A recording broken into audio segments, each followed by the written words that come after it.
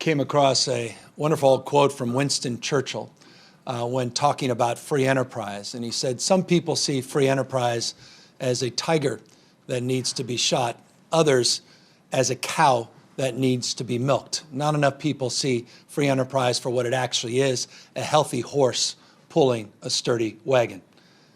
I listened to those words today, or you listen to those words today, and I couldn't imagine Winston Churchill saying them at this moment, particularly with the national headlines of 6.6 million Americans filing for unemployment insurance, with the headlines that we've seen as a trend line for the last few weeks. In March 12th of this year, we started to see applications for unemployment insurance here in the state of California skyrocket. Now over 1.9 million Californians alone since March 12th have filed for unemployment insurance. We've averaged 111,000 unemployment insurance claims on a daily basis in this state over just the last 7 days. The economic consequences are profound, and I want to speak to those issues today, not only from the individual's perspective as it relates to unemployment insurance claims, the issue of jobs, but also the impact on Main Street, the impact on small businesses. 49% of state employees, or rather 49% of all private sector employees in the state of California are employed by small businesses, people that make a go of it, put everything on the line, take risks in ways large and small. When we think about small businesses, it's not someone with hundreds of employees. In many cases, it's not someone with any employees. Self-employed individuals, independent contractors, businesses that have one or two part-time employees. And so often we take them for granted, even in the best of times. Right now, they have been devastated. And I want to speak specifically about what the state of California is proposing to do for small businesses. And I also want to highlight what the federal government has done to help small businesses, because we will not be the beneficiary of that help unless we are aware of what it is exactly that is being provided and how we can access those supports. So let me begin with what the state is now announcing and advancing as it relates to supporting small businesses. Every small business man or woman knows exactly what I'm referencing when it comes to the issue of sales tax. We collect your sales tax as a small business. We send it to the state, distributed back down to the cities and counties. The customer pays the sales tax. We hold that into an account. Every quarter, we fill out forms, small business men and women, and I'm a former small business man, so I know a thing or two about this. And we send that money to the state. What we are calling for today is a one-year reprieve for small businesses where no fines, no penalties will be attached, where they can take upwards of $50,000 as a loan and not have to pay the state those sales tax receipts for 12 months. In essence, it is a bridge loan. The money that you've already collected, you will not have to pay the state for 12 months. No penalties, no interest, de facto a loan. I had previously signed an executive order extending for a number of months through July 31st, the need to even file your sales tax. This extends beyond that as a reprieve so that upwards of $50,000 can be used as a bridge loan over the course of the next 12 months. And why I call it a bridge loan in this context, because we need to be able to get the federal dollars into the state of California, which means we need to get people to apply for these federal supports that were recently announced, both in the previous stimulus and then the more recent stimulus that just passed, the $2.2 trillion.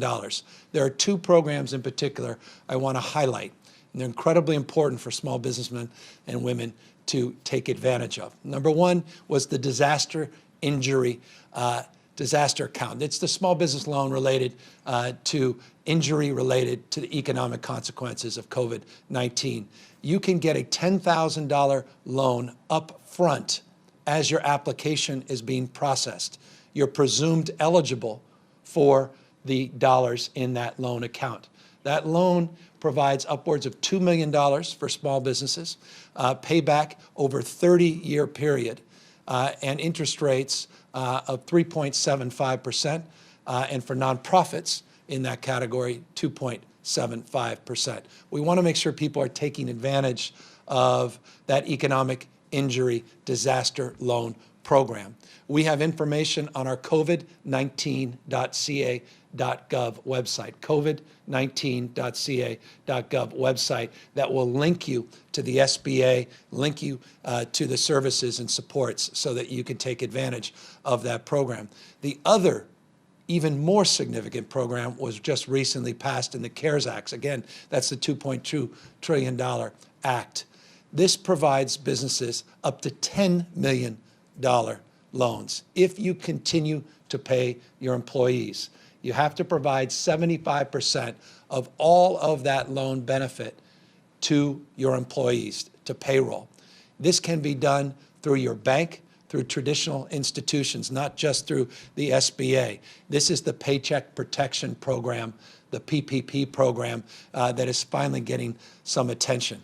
This is a profoundly significant program that has $349 billion of federal supports attached to it. This program starts tomorrow, and that's why it's incredibly important people start filling out the application, filling out the form to make sure that they are aware of their eligibility. And this is one of those things, a lot of people are going to be rushing to get the benefit of this program.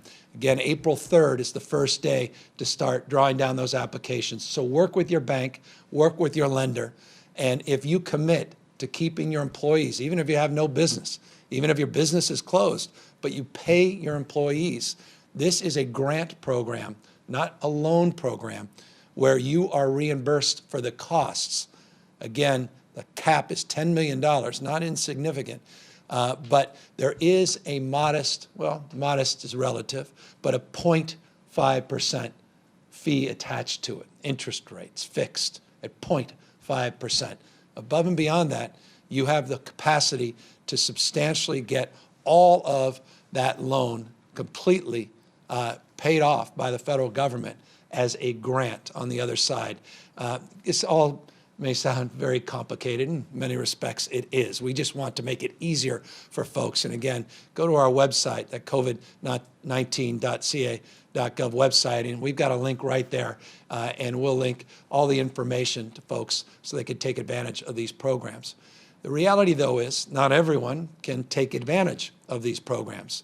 While the SBA has debt forgiveness programs and they have other programs that one can avail themselves to, not everybody has the capacity to get an SBA loan. And as a consequence of that, we're announcing today the state of California is putting $50 million into our iBank, our infrastructure bank, to create micro-lending opportunities for people that otherwise would not be eligible for SBA relief, the Paycheck Protection Act, and these other emergency injury disaster programs. So it's an additional contribution for the state to address those that may otherwise fall through the crack.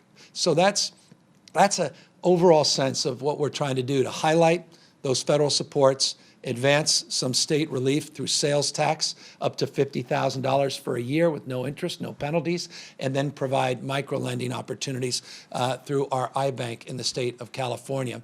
And we're encouraging businesses, large and small, again, up to hundreds and hundreds of employees that are eligible for the status of these benefits to do just that and get prepared, because tomorrow, again, on that Paycheck Protection Program, those applications will start being processed. And so let's get ahead of the queue, and let's make sure, if you know someone is a small business person, make them aware of this. And if you are a small business person, let's make sure you get this paperwork done and get those applications in as quickly as possible.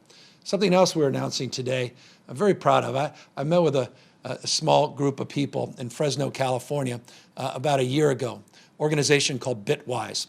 remarkable economic story in Fresno and in the Central Valley, one that's not often highlighted in the news. It's not just an agricultural community. It's a vibrant community with remarkable human capital, young people, people young at heart, doing incredible things, a good entrepreneurial spirit, and a technical expertise that is very present in the Central Valley. And Bitwise is the center of this.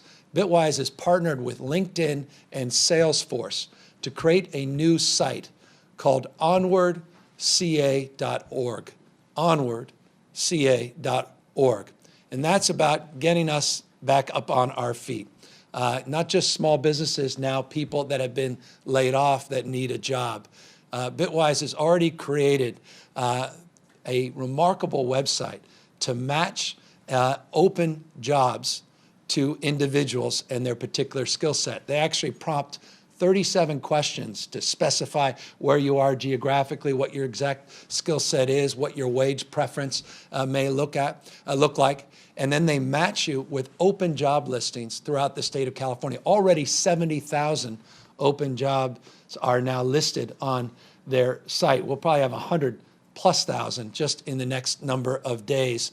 They've prioritized 4 areas that disproportionately now are hiring, remarkably, at this moment. Not surprisingly, though, healthcare being one of those 4 areas. Agriculture is looking for workforce. Logistics, broadly defined, be that transportation, warehousing, and the like. The logistics sector is in need of support. And, of course, grocers. 70,000+ open jobs today in the state of California. Go to the Bitwise news site, this onwardca.org site, and fill out those applications and see if we can match you with the job just down the road, and make sure we get you off unemployment insurance, or if you haven't gone on, make sure you don't have to go on, so that we can get you into the workforce at this time. So I want to again thank our partners in that process and putting together this aggregated job listing website. We also are very pleased about the work that is being done, the heroic work by some estimates. I mentioned one March 12th. Not surprising, that's unprecedented, and it's overwhelming, the call volume at our department we refer to as EDD. That's our State Department that's responsible for processing applications for unemployment insurance. They had a 21-day turnaround on those unemployment checks in the good days. We are struggling to keep up with that. We're still confident we can do that. We have reorganized our staffing, 200 additional folks to deal with the surge of demand. We have 800 other folks that are now ready to increase that capacity beyond even the surge of supports to make sure we're getting these checks out to you as quickly as possible. I'll remind folks, checks are from the low of $40 to as high as $450 a week for unemployment insurance.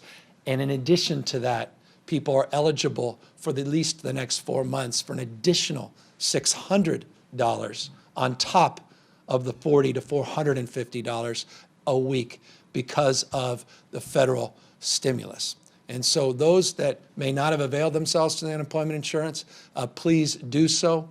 Again, easiest site is the covid19.ca.gov site, but EDD will process these, and we are doing everything we can to make sure we do so in a timely manner, because we recognize people are feeling deep anxiety about just paying for basic necessities and food and rent and the like, and childcare for so many, et cetera. So that's it in broad strokes where we're leaning into this economic moment. I should just preview, I've got an economic development team focusing on how we can get this state back on its feet sooner than later, and what that looks like from an economic stimulus perspective. Some of the best and the brightest from across the country now advising the state of California, our Department of Finance, our GoBiz, which is our economic development team, and advising us which sectors that we should focus on, and looking at our regulatory delivery system and looking at ways we can stimulate real growth in real time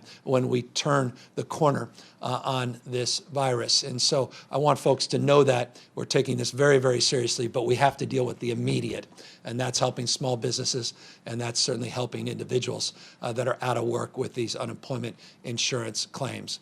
I want to just also make a few additional points and, of course, open up as we do to any questions that we may have. To make this point, it was just a few days ago that I announced 25,000 people filled out applications, phlebotomists and EMTs, paramedics, nurses, nurse practitioners, doctors, et cetera, to help support their loved ones, their community, the state, and our healthcare delivery system by saying, you know what, I may have just retired, but I'm happy to go back to work as part of this Health Core site we put up. Today, we have over 70,000 applications. It's just extraordinary. The most difficult part for us is going to be triaging all of these applications, but it just gives you a sense of this civic moment and how people are doing this extraordinary amount to try to participate in meeting it head on. And so I just want to compliment all of those of you that told folks about this website and may have filled out the application, and know that we're going to do our best to get back to you in real time. And like that Bitwise site, we're going to try to match you up geographically and based on your expertise and work through some details, and just know that we are going to respond as quickly as we can. And in terms of response, let me just continue to make this point. I really want to thank all of you for practicing, not just sitting there promoting or preaching what we could or should do, pointing fingers. It's the individual acts of tens of millions of Californians that allow me to say the following. The numbers in the state of California are growing. The number of positives certainly are growing. And tragically, yes, the number of deaths, 203, have grown. But the ICU numbers and the hospitalization numbers, while they're growing, are not growing as significantly as you're seeing in other parts of the country.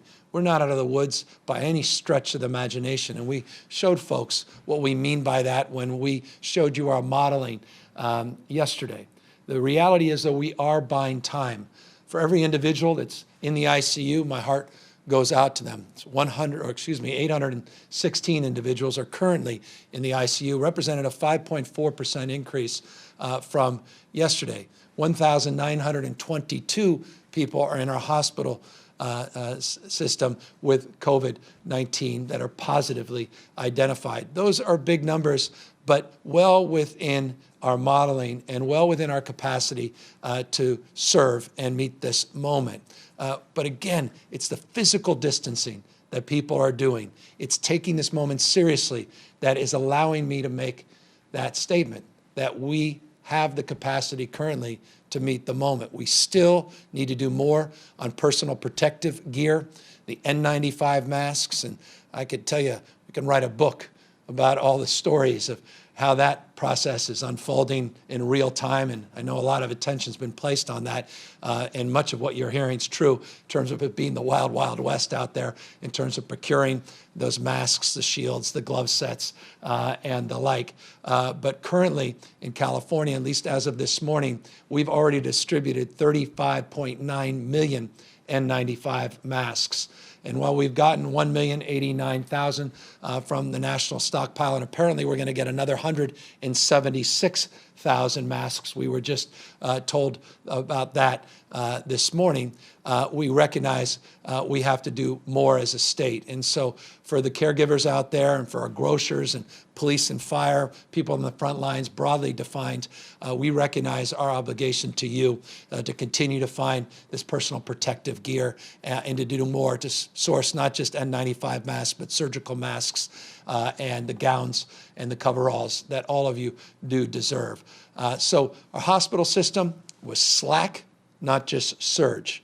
Every day we're bringing on more beds. Every day we're building capacity. And every day I continue to be mesmerized by the incredible leadership within our hospital system, our assisted living facilities, our skilled nursing homes, where they are anticipating the need to do more and better, providing more points of access and more space as they reconstitute, repurpose existing space in order to prepare for our peak in the next number of weeks. Every hour, every day, we must take advantage of keeping this curve in a modest trajectory so we don't experience what other parts of our country, for that matter, other parts of the globe have. And every day, none of us will regret doing our part to do more to bend that curve. Final point I want to make is we continue to appreciate and completely embrace the civic spirit that defines this moment, even beyond just the health corps site. I want to thank all the countless volunteers through our Cal Volunteers program that have gone to their site to contribute their time and energy at our food banks. Over 2 million meals have been delivered just in the last few weeks, just at our food banks, unprecedented surge of need. To all the folks that reached out a few days ago when we asked you to make 5 phone calls to connect with your neighbors and seniors and actually did so, thank you. That's an extraordinary and heroic effort. And we're seeing that on social media in terms of the partnership with Nextdoor. We're seeing that in terms of the work that's being done with the Heart Association, Alzheimer's Association, and others, AARP, that are helping amplify that sense of community, the commonwealth, all throughout the state of California. And I can't impress upon you, let's keep doing more of that. Let's stick together and let's be defined by our capacity to seize this moment, as so many of you are seizing every single day, to do the right thing, including making sure that we are protecting our most vulnerable Californians, our seniors, and our homeless. So that's broad strokes, the update for today. Of course, here to answer any questions that anybody may have. Carla Marinucci, Politico. Yes, Governor, thank you very much. This is a two-part question. Governor Cuomo in New York made the move to cancel construction sites in his state, and this week the Bay Area health officers appeared to do the same when they issued new stay-at-home restrictions that prohibit most construction. There looks to be a patchwork in California. The mayor of LA has taken a different take. If the building sites are safe and the construction industry says they're enforcing and adhering to some very strict guidelines, are you comfortable allowing construction to continue in California rather than doing what they did in New York and Boston? Yeah, the other question I just have really quickly is, April 10th is coming with the second half of property taxes due. Is there any suggestion that people can defer or waive those payments? So anyway, those are the two questions. Thank you. Thanks. So the conditions in New York are very different than the conditions in the state of California. We've been working very closely with the building construction trades, specifically long conversations with Robbie Hunter, their leader. And I want to just acknowledge and applaud them for their strict workforce efforts and making sure that their own members are protected and make sure their members are protecting their community and those that they serve. We put out guidelines a few weeks ago that we think are appropriate as baseline guidelines as it relates to construction in the state of California. I'm well aware of what the Bay Area did, and they have a legal right, the health directors locally, to go even further. But the answer to your question is, we're not in New York, and we're going to do everything we can to bend our curve. We're not naive about the magnitude of our challenge ahead of us. All of this is subject to change, but currently I'm satisfied with those state directives. As it relates to, and now I've once again forgotten the second question. Carla, I'll go back and answer that offline. John Myers, Los Angeles Times. Governor, thank you. Can you hear me? Perfectly. Yeah, John, you may just need to ask me one question. I seemingly have a capacity only for one. But you guys can circle back. I know you have a lot to ask, and I want to be able to be as responsive as possible. I want to specifically ask you about the issue of people wearing masks in public, because some of this came up yesterday, but I think there's still a little bit of confusion out there. Your guidance pretty much leaves it up to people doing whatever they think is best, it seems like, from what we've seen. And that's not exactly what we've seen in Riverside, where they're being much more specific. And even L.A. Mayor Eric Garcetti was much more specific last night. So are you not comfortable with issuing a little bit more strong guidance on this because it's not the same everywhere in the state? Do you think those locals are doing the right thing and people should just listen to that? And what is the message about wearing a mask from your words? We were very clear in our message, no ambiguity, absolute clarity, first state to put out guidance saying that the masks are additive, not a substitute. I'll repeat that. Masks are not a substitute for physical distancing. That's crystal clear. It's an incredibly important message to express. It's a very consistent message with Mayor Garcetti, and I think the message that was sent in Riverside as well. So there's continuity and clarity in terms of that message. Here's an additional point I want to make. We believe, and we put out guidelines, that if individuals want to have face coverings, that is a good thing and a preferable thing in addition to the physical distancing and the stay-at-home order. And we put out guidelines of what that looks like. The concern that we have about mandating it is referenced in my comments just a moment ago. We are still trying to protect our healthcare workers, provide them the appropriate N95 masks and surgical masks and gowns and coveralls. The testing capacity in the state is also impacted by masks and personal protective gear. And as a consequence, we want to make sure that that's prioritized in the state of California. But we have been very clear that if you are going into an environment where physical distancing is all but impossible, for example, into a grocery store with small aisles and a long queue, that we do believe it would be additive and beneficial to have a face covering. Sophia Balog, SAC-B. Hi, Governor. I want to ask about some reports related to churches and other religious organizations that are staying open despite the stay-at-home orders. Earlier today, the Bee reported on a church in Rancho Cordova that's continuing apparently to meet. I'm wondering, is your office looking into that church or any other churches that are, reported to be staying open? And do you have any message for religious leaders who are arguing that the services that they provide are essential? Well, with all due respect, it's essential that we practice physical distancing everywhere, period, full stop. And so I would highly encourage anyone that is not practicing physical distancing to reconsider it. And to the extent they refuse, we will apply social pressure. And to the extent possible, we will advance additional enforcement. Specific to your question about this specific site, I am not aware of any ongoing enforcement. As you know, the protocols for enforcement are bottom up, not top down. And so we would look to local leaders to enforce those policies first, and to the extent they need support from the state of California, we would avail ourselves to supporting additional enforcement. Angela Hart, Kaiser Health News. Hey, Governor, thank you. I wanted to ask you, we're getting some reports about home tents being used by the state, by the administration at California state hospitals, and I wanted to ask if that is happening, if so, to what degree, and is that part of your broader effort of caring for COVID-positive homeless people, as well as perhaps homeless people who don't have the virus?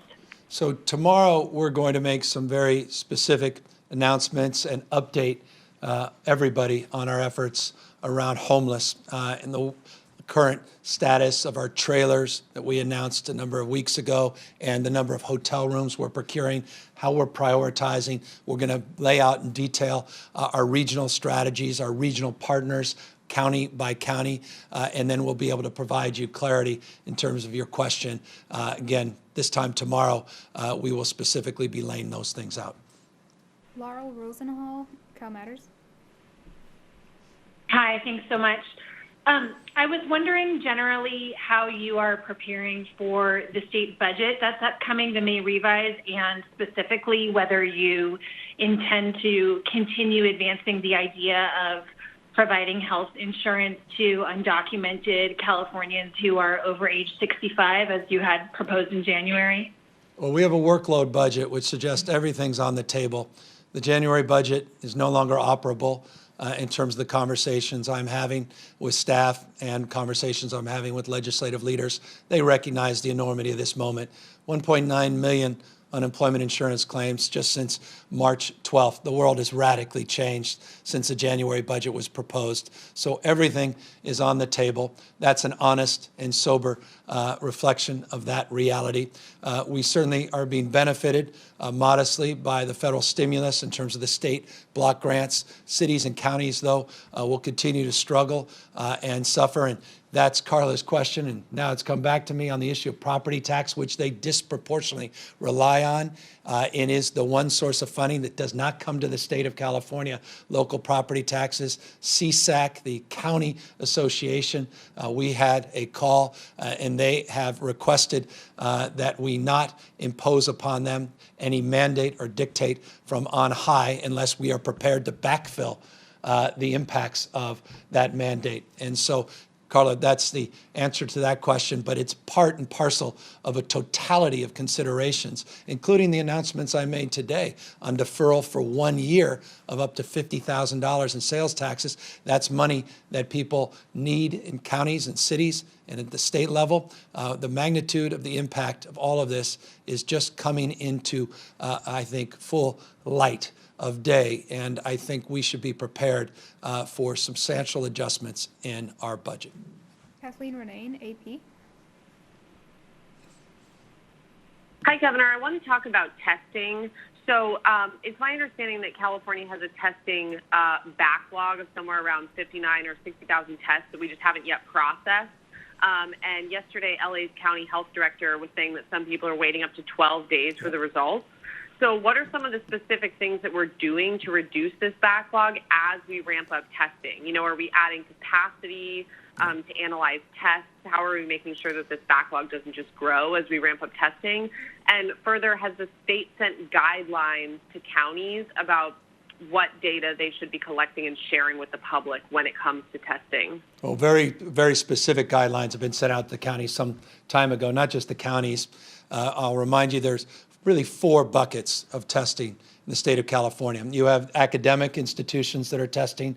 You have the state labs that are testing. You have the commercial labs that are testing. And then you have all of these private sector point of care labs that are popping up everywhere. And so we have sent out detailed requests that not only we get the number of positives once those diagnostic results come back, but the number of negatives. We had protocols in the past where the commercial labs and others were only providing certain information, not the totality of the information. And that's why, as you know well, a few weeks ago, we've been very transparent about this. We said those numbers would change, and they did. You're correct. It's 59,500 test results are still pending. This is a national problem. Just one lab in the United States has over 100,000+ backlogged tests. Those large commercial labs are overwhelmed by the demand. And you know, you talk about LabCorp and Quest. This is what they do 24/7. Even this moment is overwhelming for them. Here's the good news. Every day we're increasing the number of tests that are being conducted, but we do recognize the time to delay. Yesterday, I mentioned it up to 12 days, so I've heard that the day before. We had heard up to 8 to 10 days. The backlogs are not necessarily getting better in real time, but we're hopeful as these protocols and procedures and the new serology tests, those are the blood-based tests that look for proteins related to your immune system and antibodies, begin to supplement just the PCR tests, which are the dominant tests that have current backlog, that will be able to substantially fast-track those test results. Let me add to that as specific. You know, because I think we've all written about it, Abbott announced their testing capacity, 5 to 15 minutes to get back results. Those are point-of-care tests. But I want to caution people.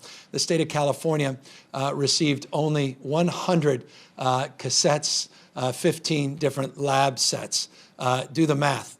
I mean, it's an irrelevant, or rather, no, it's relevant to the individual. It's an insignificant total amount of tests that we can produce in 5 to 15 minutes in the state of California. So before people rush to well, what about this I read about, or what about that? It's all about scale, and the scale is impacted not just by the time for diagnostics, but it's also impacted by the ability to get the samples. That's swabs, that's the media, and still it's about reagents, the RNA extraction, that's the PCR test that finds the RNA virus in the nasal cavity, and you need the extraction kit, which is part of the reagents.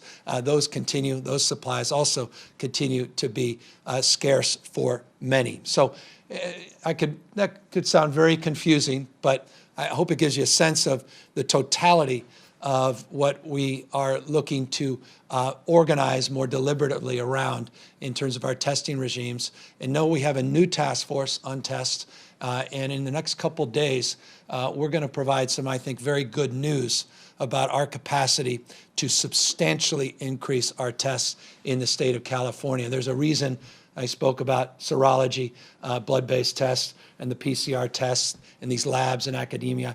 We have a remarkable collection of individuals now advising us to get to the next level, which we think potentially could be best in class from even an international perspective, not just a national perspective, in terms of improving the time to diagnostics and the ability to get more samples and to provide the appropriate level of supplies, including PPE. Ashley Zawala, Crown 4. Hey, Governor. I'm curious about any possible travel restrictions that California might put in place, just given that, you said that we're buying time here, and just looking at, some constant travel from the East Coast and here. I just wanted to get your thoughts on that. Yeah, look, if someone travels for essential reasons into the state of California, they have to practice. You come into the state of California, you have to practice physical distancing. We have a stay-at-home order if you're non-essential. So anybody that comes into the state is subject to those same rules and same regulations. So that's where we are currently. We haven't thought beyond that. As long as our strong stay-at-home orders are enforced and into effect, and the physical distancing is constant, if you're a visitor in the state or you're a resident in the state, you are required and appropriate for each of us to recognize that we all have a responsibility once in this state to be, to have the application of those rules equally applied to everybody. Emily Dooley, Bloomberg Law. Hi, Governor. Thanks for taking these questions. Some safe water advocates have asked for a moratorium on water shutoff during this. Can you comment a little bit on that?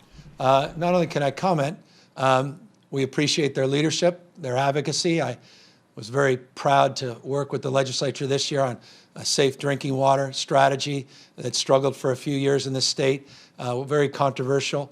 We were very proud that we were able to meet that moment last year, and those same advocates have made it crystal clear, not just to you, to me, that they want to protect not just residents from having their water shut off, but also small businesses. I signed an executive order today to do just that. Aldo Toledo, Mercury News. Hi, Governor. Thank you so much for taking my question. I'm wondering if yesterday during your schools update, whether it was you and Tony Thurmond's intention to close all schools despite not being able to order to do so Yes. as a state unilaterally. Look, kids are not going to go back to their classrooms.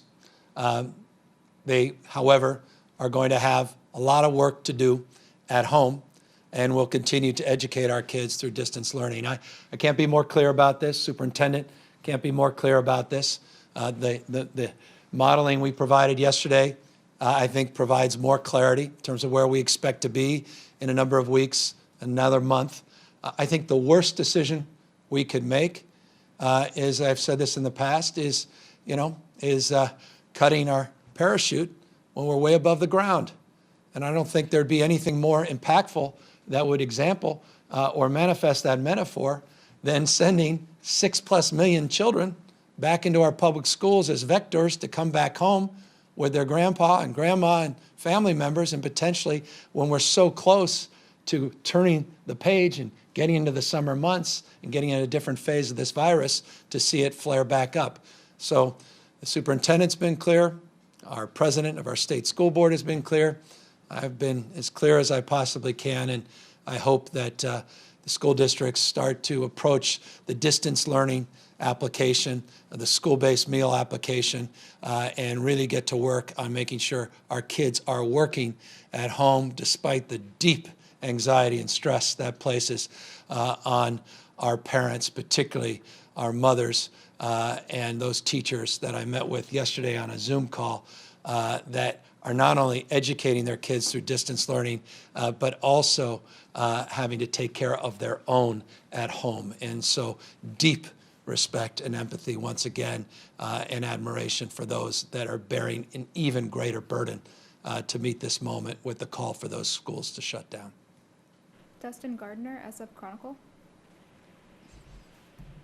Hi, Governor. We've heard stories about nurses having to cut up trash bags to use as protective equipment and taking other kind of extreme measures because they don't have equipment.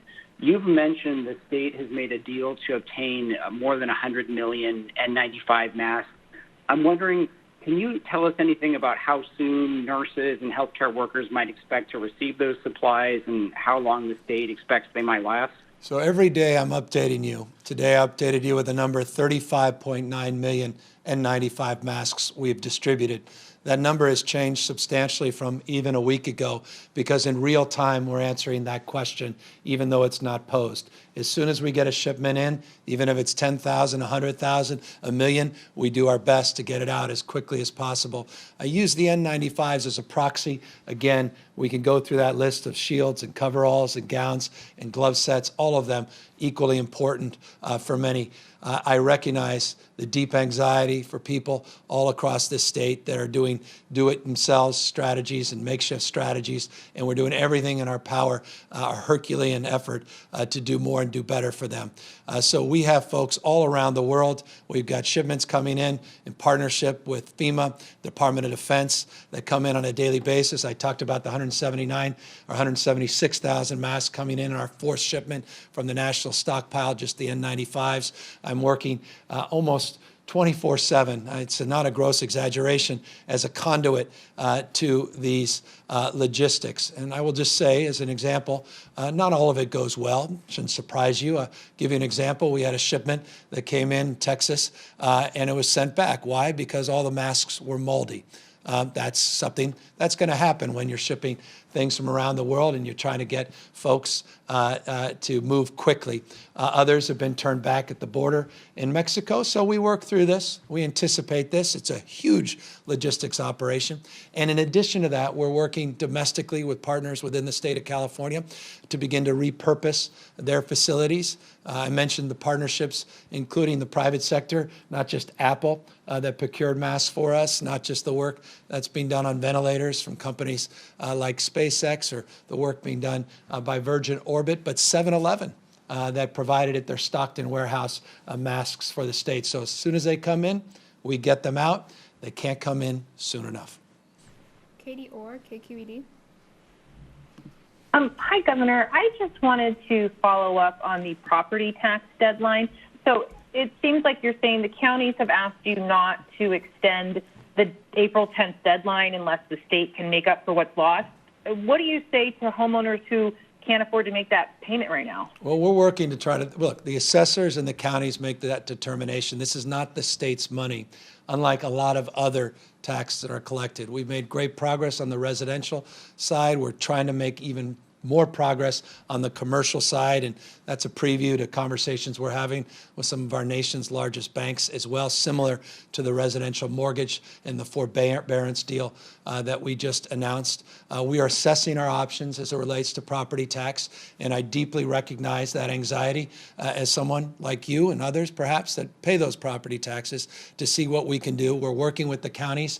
They're very anxious, as I said, in this space, and we're seeing if there's ways to soften this. So this is a conversation in real time.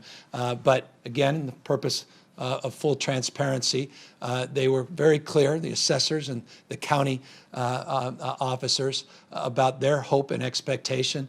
But I am carrying that weight as governor of the state of California to answer the question to you and the millions of homeowners in the state that are feeling that anxiety coming up on April 10th. And we're going to see what our options are and see what we can do to help in this moment. But I don't want to overpromise in this space. Taryn Luna, LA Times. Governor, you've talked about the need for community surveillance testing, and we'd like more details on that. Where has community surveillance testing been done so far? How many people have been tested, and what are the results? Yeah, so we'll put that out. I told you we've got this new workforce. I talked at length about the PCR versus serology and our new efforts there. We'll be announcing, so you'll have exactly what you're looking for, an update of all of the tests that have been done, where they're getting done, who's doing them, what the specimen collection challenges are, what the RNA extraction and reagent challenges are. We're going to put all of that out. You'll be very, I think, satisfied with those details. There are dozens and dozens, hundreds and hundreds, thousands and thousands of points. And we want to make sure when that information is provided, it is as accurate as you would expect and demand of me, and I expect and demand of my Director of Health and Human Services that is leading that effort. Karma Dickerson, Fox 40. Hi, Governor. Thank you for talking about the unemployment claim, specifically what EDD is doing to try to increase capacity. But this question goes to more along the lines of the Federal CARES Act, the unemployment expansion there, people who would not have typically been covered under unemployment, for example, wanting an extra 13 weeks of benefits, or the self-employed. They currently have no option on applying at this point. EDD says they have not gotten the guidance from the federal government. And so there are people who have been told you're newly covered but have no option of applying. And for example, someone like a hairdresser, depending on when her stay-at-home orders came down, hasn't had a paycheck in nearly a month, and based on processing times would be, at least another month. Yeah. Is there anything that can be done to get some clarity between the federal and state EDD offices? Well, this is where I'm very pleased to say that I have Julie Sue on the line. And Julie is our labor secretary and is asking and answering exactly this question, among many, many others, on a daily basis, an hourly basis. And let me ask Julie to opine and give you some more specifics about those circumstances, which we are very familiar with. Julie? Thank you, Governor. Of course. So the Federal CARES Act has a number of different components. And just to be really clear, some of them do apply to traditional unemployment insurance, right? There's the $600 a week for up to 4 months that people who are applying for unemployment insurance will be eligible for, and we have been gearing up and are ready to get those payments out as early as next week, barring any last-minute requirements that the Federal Department of Labor puts into place. But you're asking about the pandemic unemployment assistance, which is for individuals who are not eligible for unemployment insurance. These include the self-employed, true independent contractors, and we have been working with the Department of Labor to get more guidance. In the meantime, we are putting up some information about it. So if you go to, you can go to the labor agency, the labor.ca.gov COVID-19 information to find out more about that. But we are working diligently to both get the information we need from the federal government and to stand up some information here to make sure that that as soon as the federal money is available, that we are able to get it out. Thanks, Julie. And I want to acknowledge Julie's incredible leadership. She's been hosting webinars in this space. We worked in our partnership. I want to just thank Univision for their efforts to make sure that we are truly culturally competent in terms of the outreach in the state of California in this space. She has over 1,200 advisors, 80 different locations throughout the state of California that are trying to triage and answer those questions quite literally in real time. So we have a lot of work to do. The magnitude of this is, again, without precedent. Good enough never is, and we recognize the deep responsibility and the burden that it is on us, Julie, and her incredible team over there to be able to answer those questions to help people that are at a point of deep anxiety and crisis. Another question? Jim Roop, Westwood One News. Thank you, Governor, very much. And please thank the first partner, too. That's one understanding spouse you have there, I'll tell you. Interested to know, because based on the president's comments and comments from other governors around the country, April seems to be a make or break month in many respects. You laid a bunch of stuff out yesterday with Dr. Galley in the charts of what could happen if we really try to flatten that curve. So could you tell me in your words, what do you think the next 2 or 3 weeks looks like in the state of California? Look, I've mentioned this in the past. I'll repeat it. The number I wake up to every single day is the number of hospitalized that are COVID-19 positive and the number of people in the ICU. Again, those numbers, 1,922 COVID positive that have been hospitalized and 816 that are in the ICU.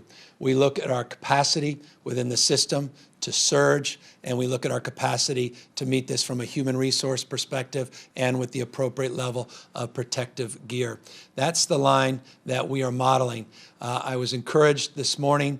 It's devastating for the individuals, but in terms of that trend line, to see just a 5.4% increase in those ICU numbers. Remember, a week or so ago, we saw almost a doubling overnight. That created, obviously, pause and some concern. So day to day, it matters, but we like to see trends. And so the trend that we laid out yesterday was a projected trend if we continue through the appropriate physical distancing and the incredible work that 40 million Californians have done to help bend this curve and meet this moment, that if we can continue with that curve at a more modest slope, that will buy us more time to prepare, and that gives us a few weeks to prepare for an upcoming peak that could come into the middle of May. That's a very different expectation than other parts of the country, but that's our basis of our current modeling, which, as I continue to remind people, is subject to change any given day. Final question, Alex Michelson, Fox 11. Thank you, Governor. A question on the issue of education. We're a few weeks into this distance learning experiment, and I know you like to talk about statistics and learn about things. So what do you think is working right now in terms of distance learning? What's not working? What's your advice to parents on that issue? And for yourself, on a personal level, how do you talk about that issue with your own kids?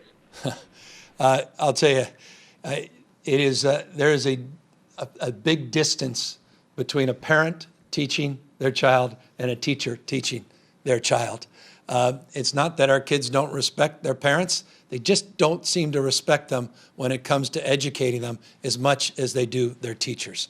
So if there was ever any doubt about how extraordinarily valuable in society our teachers are, I hope we've disabused anyone of that doubt. This is an incredible burden that's placed on households.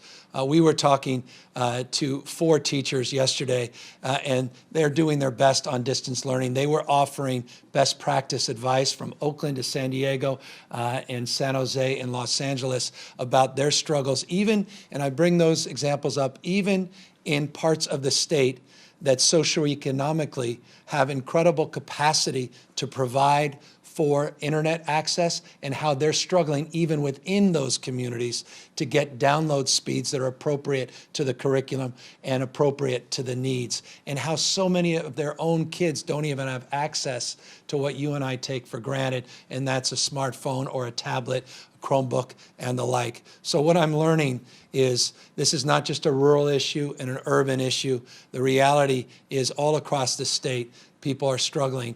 And we put out very comprehensive guidelines. I, again, mentioned yesterday, I was very proud that they're being shared across the country, but we have an enormous amount of work to do. And that's why the announcement yesterday was so important, to remind people to anchor in their consciousness that schools are closed, but classes are in, and we've got to double down on our distance learning work.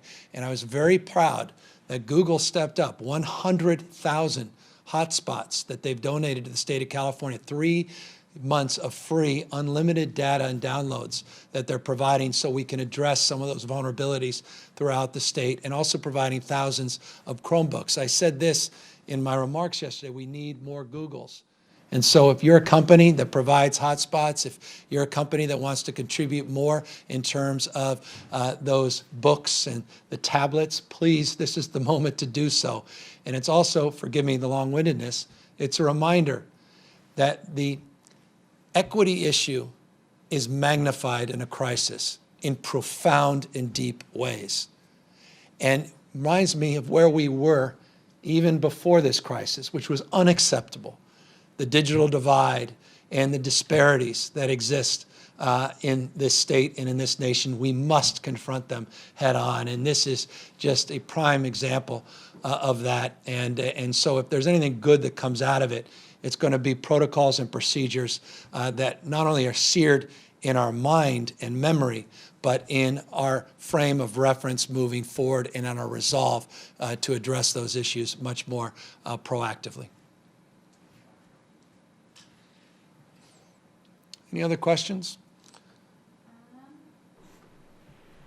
Renee Santos. Renee. Okay, Leah. Governor, question specifically in regards to beds. When should we be seeing the beds arrive in Sleep Train Arena? Are beds going anywhere else in the Sacramento region, and who will staff it? Yeah, so the Sleep Train, we just signed the contract. Army Corps of Engineers has been working to spec out what needs to get done there. We now have a contractor on the site, and we're working with California-based labor. These things, trust me, matter, and it's been part of a logistics effort that people are working overtime to secure. The total number of beds, plus or minus, currently is 393, plus or minus, but that gives you a sense of the range. In the next 10 to 14 days, you're going to see a lot of progress in that specific site, but it's part of the total surge package. That's just one example. We have also spec'd out, they've looked, the Army Corps of over 24 sites in the state of California, from the Oakland Coliseum, not just Sleep Train Arena. We have motel and hotel rooms that are going to be available not just for homeless, but also hospital surge. And we are working very collaboratively with Mayor Steinberg in terms of localizing, to your question around Sacramento and the county, their surge capacity and planning needs as well. So thousands of units are up and running. All those FMS sites have been identified, the 2,000 beds that come from the federal cash. We have half of them already that have been set up. And as it relates to staffing, in each and every county, staffing works differently. Some counties will absorb all the staffing needs. Other counties do partnerships with the state 50-50. And so specific to Sleep Train, that is a work in progress. And I'll let you know when we work out those protocols. Let me just end by making one additional point. You know, we never say this enough, and that is thank you to law enforcement. Thank you to police officers, sheriffs. We lost our first police officer, young woman, 44 years young, a detective in Santa Rosa, 20-year veteran of law enforcement, lost her life because of this virus. And so I just want to express our empathy, not only to her and her family, the impact this has had on the Santa Rosa police community, but more broadly to law enforcement across the state. And let me just thank law enforcement for meeting this moment as well. And thank you for putting on a badge every damn morning to keep people safe. And it's a reminder of how vulnerable law enforcement is as well. Take care, everybody.